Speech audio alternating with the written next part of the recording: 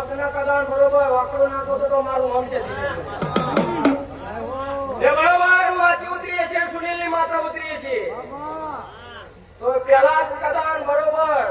zero જો આન બીજો વાકડો બના એટલે બે જો આન ત્રીજો વાકડો કદાન ચોકડો પાડું અને હજુ ચોકડો પાડું આન બરોબર વેલાએ હું સુનિલની માતા ચૂંટી છે ભાઈ